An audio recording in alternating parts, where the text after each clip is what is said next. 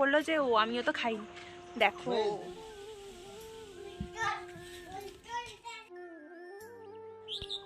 Hello বন্ধুরা, কেমন আছো তোমরা সবাই? আমি তোমাদের রিয়া চলে এসেছি তোমাদের সামনে আরও একটি নতুন ভিডিও নিয়ে। আশা করি তোমরা সবাই ভালো আছো আর আমিও অনেক অনেক অনেক ভালো আছি। তো আজকে তো পড়ুয়া অষ্টমী, তোমরা সকলেই জানো। তো সারাদিন কী হলো, কী রিচুয়ালস, পড়ুয়া অষ্টমী কী অনেকেই জানো আবার অনেকেই জানো না। সবটাই তোমাদের সাথে যতটা পারি আমি আমার মতো করে চেষ্টা করব জানানোর, এবং রিচুয়ালসটা তোমাদের সাথে অল্প অল্প করে তুলে ধরানো। তো আমার দেখো ফোঁটা নেওয়া অলরেডি কমপ্লিট। আমি যেহেতু পড়ুয়া তাই জন্যে আমার তো পড়ুয়া অষ্টমী হবেই। আমি ফোঁটা নিয়ে নিয়েছি শুধুমাত্র মাসিমণির কাছ থেকে। আমি মা বাড়িতে আছি তাই জন্যে মার কাছ থেকে ফোঁটাটা নিতে পারিনি, আর মাও আসতে পারিনি বাড়িতে কিছু কাজ থাকার জন্য। আর এখনও মামিমা দিদা ওদের কাছ থেকে ফোঁটা নেওয়া বাকি আছে। তো চলো তোমাদের সাথে সবটা। পড়ুয়া অষ্টমী বা পৈড়া অষ্টমী এই কথাটি আমাদের সুবর্ণরৈখিক নদী তীরবর্তী অঞ্চলে বিশেষভাবে প্রচলিত একটি সামাজিক এবং ঐতিহ্যবাহী অনুষ্ঠান হচ্ছে অষ্টমী, অর্থাৎ পৈড়া অষ্টমী বা পড়ুয়া অষ্টমী।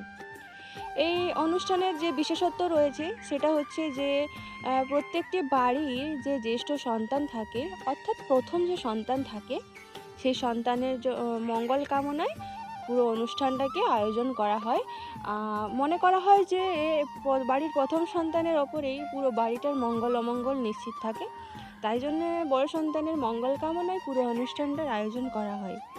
এই অনুষ্ঠানটার কিন্তু আমাদের সমাজকে একটা ইতিবাচক বার্তা প্রদান করে থাকে, কারণ অনুষ্ঠানটিতে জ্যেষ্ঠ সন্তান ছেলে অথবা মেয়ে উভয়কেই সমান প্রাধান্য দেওয়া হয়। অনুষ্ঠানটিতে একটা বিশেষ রীতির প্রচলন আছে যে মামা বাড়ি থেকে নতুন কাপড়, বিভিন্ন সাজের সামগ্রী দেওয়া হবে, যেটা পরে আমাদের অষ্টমীর অনুষ্ঠানটা অর্থাৎ ফোঁটা নেওয়ার কাজটা শেষ হবে। এই অনুষ্ঠানটা আমাদের শুধুমাত্র মেদিনীপুর বা ঝাড়গ্রামের মধ্যেই সীমাবদ্ধ নয়, আমাদের পার্শ্ববর্তী প্রতিবেশী রাজ্য উড়িষ্যার ময়ূরভঞ্জ জেলার খানিক অংশে এবং ঝাড়খণ্ডের পূর্ব সিংভূমের কিছু অংশেও এই অনুষ্ঠান আমরা সমানভাবেই পালন করতে দেখি। তবে প্রত্যেক জায়গার নিয়ম বা নীতি একটু আলাদা হতে পারে। তবে হ্যাঁ, বাড়ির বড় সন্তান সে যতই বড় হোক না কেন, তার কিন্তু বয়সের কোনো মাপকাঠি নেই অষ্টমী পালন করার ক্ষেত্রে। বড়দের সাথে সাথে ছোটরাও কিন্তু সমানভাবে অনুষ্ঠানটার আনন্দ উপভোগ করে। বাড়ির বাকিরা অষ্টমীর অনুষ্ঠানের থেকে হয়তো বাদ যেতে পারে, কিন্তু খাবারের থেকে বাদ যাবে কেন? তাদেরও তো সমান অধিকার আছে। তাই খাওয়া দাওয়ার ক্ষেত্রে কোনো বাদ বিচার নেই, সবাই সমানভাবে আনন্দ উপভোগ করে। সকাল সকাল উঠে চান করে মামিমা বিউলির ডালগুলোকে বেটে নিয়েছেন, কারণ দেওয়া হবে বড়ি। আগেই বললাম আমাদের এইদিকে পৌড়া অষ্টমীতে মানে বিড়ির বড়ি দেওয়ার একটা প্রচলন রয়েছে। আর আরও একটা নিয়ম এর সাথে জড়িয়ে আছে।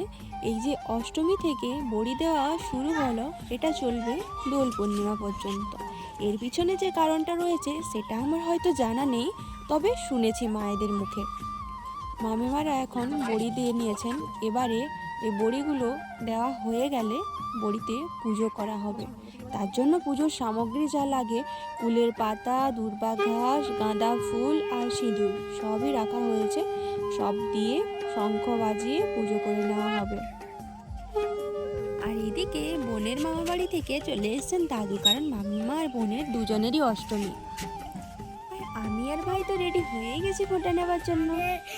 অষ্টমী আমরা নতুন জামা পরে নিয়েছি। কার কার অষ্টমী তোমরা আমাদেরকে জানাবে। আমাদের দুজনেরই অষ্টমী, আমরা দুজনেই নতুন ড্রেস পরে নিয়েছি।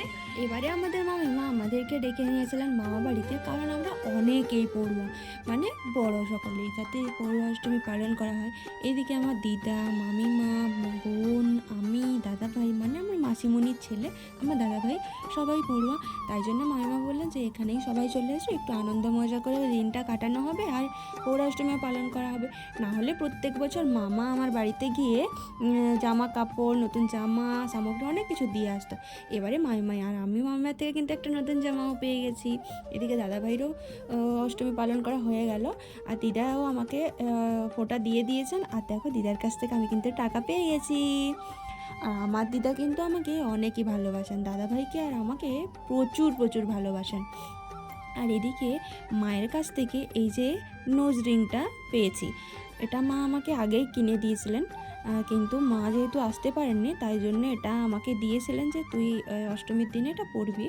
তো দেখো, আর এদিকে আমরা অষ্টমী পালন করা হয়ে গেছে, আমরা চলে গেছি মামিমার সাথে।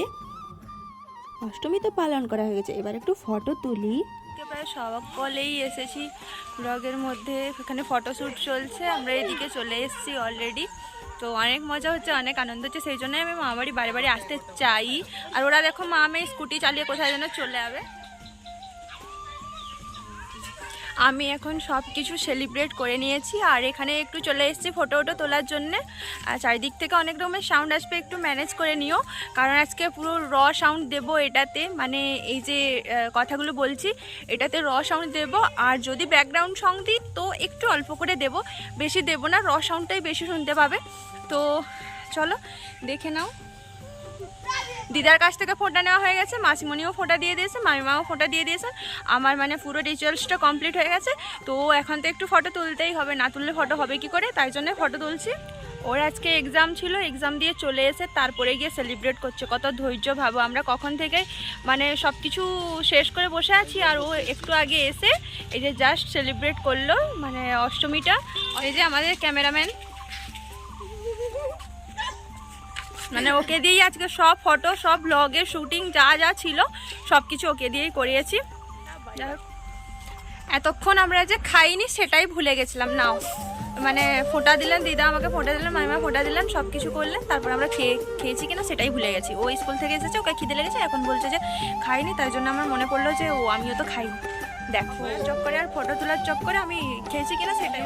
যে এখন গিয়ে লাঞ্চ করতে বসেছি, এখন বাজে গিয়ে তোমাদের প্রায় 3:30। আজকের মতো এখানে শেষ করলাম ভিডিওটা, দেখা হচ্ছে নেক্সট কোনো ভিডিওতে। আমাদের যদি ভিডিওটি ভালো লেগে থাকে তাহলে একটা লাইক, কমেন্ট, শেয়ার আর সাবস্ক্রাইব করে পাশে থেকো। Thank you.